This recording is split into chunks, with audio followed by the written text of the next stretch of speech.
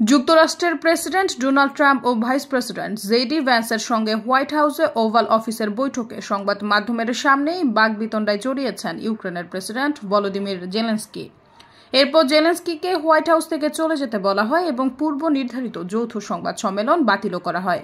এদিকে শুক্রবার হোয়াইট হাউসে ডোনাল্ড ট্রাম্প এবং ভলোদিমির জেলেনস্কির মধ্যে তীব্র সংঘর্ষের পর রাশিয়া প্রতিক্রিয়া জানিয়েছেন। দেশটি বলেছে, ইউক্রেনীয় নেতা যা প্রাপ্য তা পেয়েছেন। তীব্র চিৎকার চেঁচামেচি মস্কোর জন্য একটি উপহার। জেলেনস্কিকে অসম্মানিত করার ও তার বৈধতা ক্ষুণ্ণ করার চেষ্টা করেছে।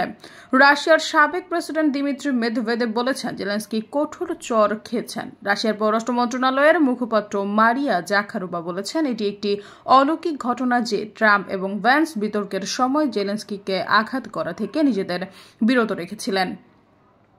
এ বিশ্বজুড়ে সংবাদ চ্যানেলে সম্প্রচারিত হয়েছিল। তিনি বলেন, জেলেনস্কি তাকে খাওয়ানোর হাতটি কামড়ে ধরেছিলেন। জাখারোভা ইউক্রেনীয় নেতার সঙ্গে সংযম দেখানোর জন্য ট্রাম্পের প্রশংসা করে বলেন, আমি মনে করি জেলেনস্কির সকল মিথ্যার মধ্যে সবচেয়ে বড় মিথ্যা বলেছে। সেটা হলো হোয়াইট হাউসে তার দাবি 2022 সালে কিয়েভ সরকার একা ছিল এবং তার কোনো সমর্থক ছিল না। সৈয়দা ফারিয়া, সমযোগ।